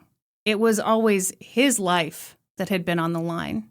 And it was his wife who the police shoved and beat when they suspected, without evidence, that she'd played a role in the kidnapping. But it seems that George and Nell had a bond. She'd told him that he'd have a job with her for life, and he'd taken her up on that offer. And George Blair passed away at Reed Ranch in Fairview, Michigan, when he was 74 years old. He'd been a board member of the St. Peter CME Church, which is still around in Kansas City today. He was a member of the Movie Makers of Kansas City. I have no idea what that is. Ooh. And the Merrymakers Club. What is that? Okay, here's what I was picturing and loving. I was picturing him dressing up in outfits with some buddies to go cheer up sick kids. It's actually an African-American social group that does a lot of good works, but I specifically was hoping for costumes and sick kids, and I didn't see any of that. You can't always get what you want. It's true, it's true. Whatever you're imagining in your head. Meanwhile, folks were uncovering some secrets. Oh. By the 1970s, the fact that David Reed was the biological child of his own parents, Nell and James A. Reed, was still not widely known. He'd graduated from Stanford with a degree in physics. He'd gone to law school at the University of Michigan. Just like his adoptive/biological father, David became an attorney and a politician. At some point, and I'm not sure when, Nell did tell him the truth. But it seems like this was still a shameful thing for Nell. And so David promised her that he wouldn't tell anyone about the affair or the fake adoption story until after she passed away. Mm-hmm. And I mean, it seems like David, much like his mother, was pretty good at keeping a secret because he didn't even tell his own children the story. But at some point in the 70s, a family friend told David's son, Peter, the grandson of Nell and James, that, oh yeah, your dad was adopted in Europe. And Peter was like, I'm sorry, what? He'd never heard that story. Peter was a really smart guy. He'd studied at Cambridge. He knew his stuff, and he was determined to get to the truth of that family story. So he started doing research. He went through newspaper archives. He talked to family members. And once he thought he knew what the truth was, he did that uncomfortable thing, and he approached his grandma. By that point, Nell was in her mid-80s. Peter loved his grandma and felt comfortable talking to her, but he knew that she could be a little cagey. She only told him what she wanted to share. That was kind of her deal. You didn't always get the full story. I love people like this, by the way. But one night, when they were up at that massive ranch in northern Michigan, Peter got in a little boat with his grandma, and they started paddling around the lake. And he said to her, I need to talk to you about something that's a bit personal. People have been trying to tell me that you and I are not related. People are saying that Dad is adopted. And over the next few hours, Nell told her grandson everything about her first marriage, about the affair, about the plot to adopt in Europe, about the lie of the adoption in Europe to avoid a scandal. Peter appreciated her honesty, and he told her he understood why. You know, in the 1930s, that kind of thing did have to be kept quiet. It all made sense. Mm-hmm. But there was still something that he didn't understand. He said, as the years went on, why didn't you tell a few people that he was really your son? Yeah. Why maintain the secret? And Peter said that his grandmother looked at him as if he was, quote, a great deal more stupid than she had ever imagined. A stupid hoe.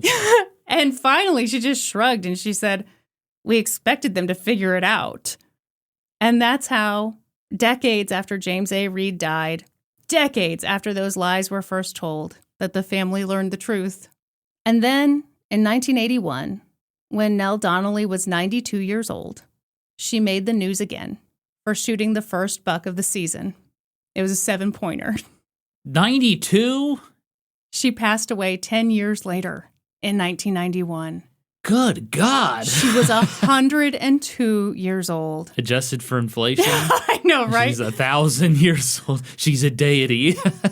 She'd been America's best businesswoman. She'd been a style icon, a champion of workers, a trailblazer, a good time haver, and oh yeah, one time some dudes kidnapped her. And that is the story of the kidnapping of Nell Donnelly. Man. Nell Donnelly Reed, I should say. I didn't know she lived that long. Isn't What? that wild? So there's probably a picture. Is there a picture of her from like the 80s? Oh, absolutely. Oh, there my are pictures gosh. of her. They are seated and, you know, she's perfectly coiffed. And the picture of her from when she shot the buck, she looks great. You would never guess she was in her 90s. Well, when you got money, you look pretty good. Sure. Yeah.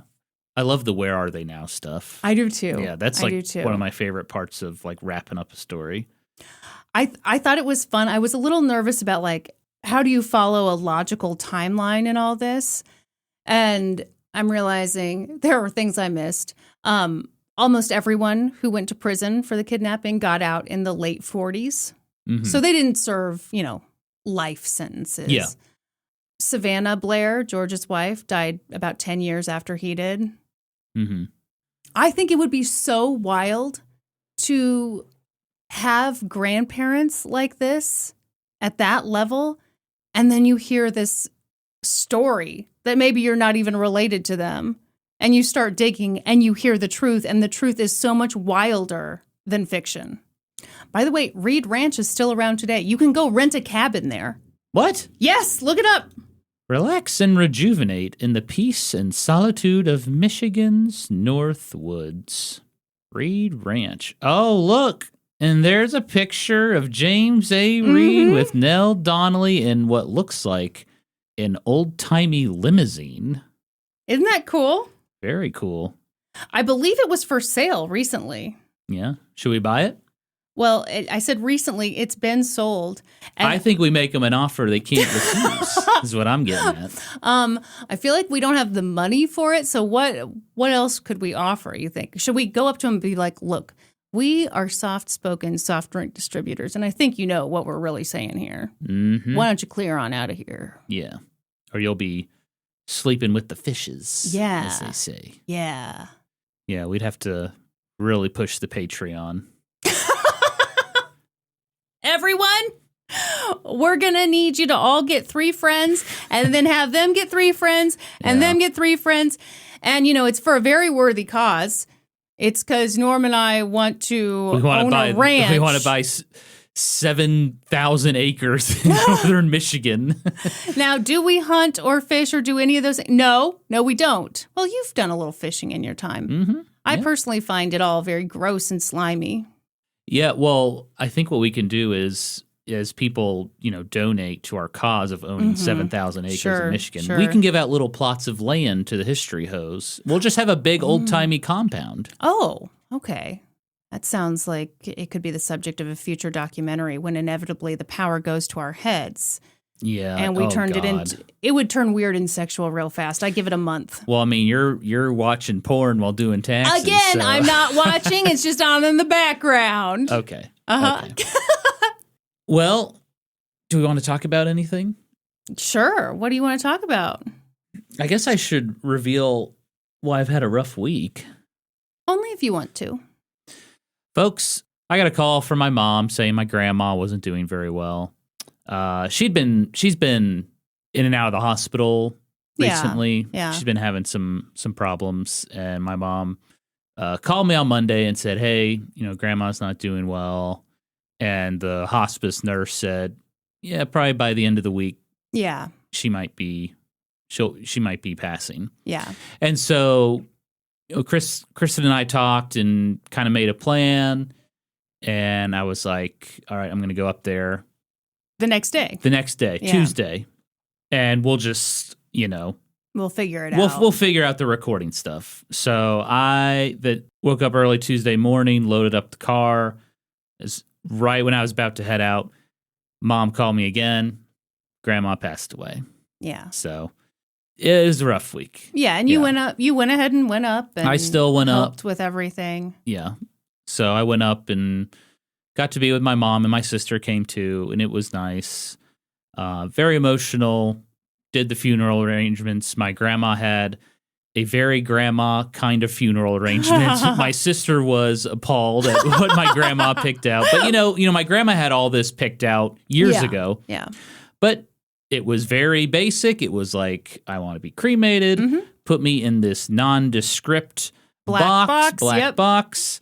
Nothing fancy. And throw me in the ground. And that was what she wanted. And my sister was like, "That is horrible. Can we pick out a better box?" And we were like, "That is what Grandma wanted." It is such a funny family dynamic because Randy, very fashionable, cares about aesthetics a lot. And so it is so on brand for Randy to be like, "Whoa, no, we got to do something nicer." But, that just wasn't Grandma Babs' style. That was not my grandma. Yeah. No. Yeah. No. But, we talked about in this story how, sometimes you hear something about a family member or relative and it kind of paints a bigger picture of their life. And I had many of those moments while going through my grandparents' stuff this past week, like learning more about their life and what it was like. Yeah. And it was cool. I will really miss my grandma. She was... Me too. Yeah, she was she was a good grandma. Like, I know she had some quirks and she said some crazy stuff sometimes, but she was also a grandma. Yeah. I just remember as a kid, she loved drawing. Mm-hmm. And we all just sat around the table and she bought us these drawing tutorial books. Yeah. And she could have easily said, "Here's this tutorial book, you guys can draw." But she would always sit with us and draw with us. Yeah. And I always thought that was really special. It is funny what stands out about a person. And it's funny you talking about some of the things she said. I think that's why I loved your grandma is, first of all, we had the same taste in books. I mean, we both hated the Goldfinch. Sorry. Similar taste in books. She really said whatever was on her mind. She did. Which, I mean, you can get away with at a certain age. And I don't know when that started or if that was just always her way. But she was a fun one. She was. Die-hard Democrat her whole life. Yeah. Mm-hmm. And her sister was die-hard conservative. Uh-huh. Yep. Her sister called my mom after my grandma passed. I was like, "Oh, I can't believe she's gone." And she goes, "Do you think the COVID vaccine killed her?" And my mom was like, "No." And your mom said, "No, I think it was the illegal immigrants. That's what happened." Yeah. Anyway, I don't want to get into that. But and then it was funny. Her sister was like, "Your mom never wanted to talk politics with me. And I don't know why." And it's like, I know why. Yeah. Yeah. So, R.I.P. Grandma. Yeah. You were a real one. And I Grandma love you very Babs. much. Yeah. Yeah. I've enjoyed sharing stories of her on this podcast. And it's so weird that she's gone because, I'm 37 and she was always so sharp, Yes. I think that's the thing is she was the last of either of our grandparents. And it did kind of feel like she was just going to keep going forever because she always looked really good. She was sharp as a tack and she texted, which... She did. She did not like talking on the phone. She only texted. And even in her last few days, she was texting with me. Yeah. Yeah. We'll miss her. Yeah. That's all I can say, I guess. Yeah. Should we end on that note? Kind of a sad note, but I think it's an inspirational note because I think there's something about you sharing the story of remembering that she colored with you guys. And I think there's something about, anybody who's an auntie, a grandparent, a whatever, like having those moments with kids, you never know what they're going to remember. Kids remember those things for sure. Yeah. Yeah. And again, I know she said some wild stuff, but she was a very loving, generous person. Yeah. She really was. That was something I discovered, talking with her friends and going through her things. It's like, man, my grandma made so many donations. Yeah. Because she got so much mail that was like, thank you for your donation. Here's your free gift. My grandma had about 600 daily planners. From the Audubon Society? Yeah, from all these different charitable organizations. Here's your free gift. She had magnets, stickers, everything. Yeah. She was awesome. Yeah. So if you want to celebrate her and you're a drinker, she loved Burnett's vodka, the cheap crap, nothing too fancy. Mm-hmm. Wild turkey. Pull that off the bottom shelf. Well. Yep. Yeah. She did enjoy that very much. So, hey, in honor of my grandma, please enjoy a piece of toast. Uh-huh. If you're feeling nervous. And, should we end on that? Let's end on that. Let's wrap this up. All right. Kristin, you know what they say about history hoes. We always cite our sources. That's right. For this episode, I got my information from the article Nelly Gone. KCQ traces the kidnapping of Nell Donnelly by Kate Hill for the Kansas City Public Library. Reporting from the Kansas City Times. The book More Than Petticoats, Remarkable Missouri Women by Elaine Warner. The book James A. Reed, Legendary Lawyer, Marplot in the United States Senate by J. Michael Cronan. The article First a Lady by Jennifer Wilding for the Kansas City Star magazine. The book The Devil's Tickets, A Night of Bridge, A Fatal Hand, and a New American Age by Gary M. Pomerantz. And a whole bunch of articles from newspapers.com. That's all for this episode. Thank you for listening to an old-timey podcast. Please give us a 5-star review wherever you listen to podcasts. And while you're at it, subscribe. Support us on Patreon at patreon.com/oldtimeypodcast. Join the Reddit community, r/oldtimeypodcast. Follow us on Facebook and YouTube and Instagram at Old Timey Podcast. You can also follow us individually on Instagram. I'm at Kristin Pitts Caruso and he's at Gaming Historian. And until next time, toodaloo, ta-ta, and cheerio! Bye! Bye!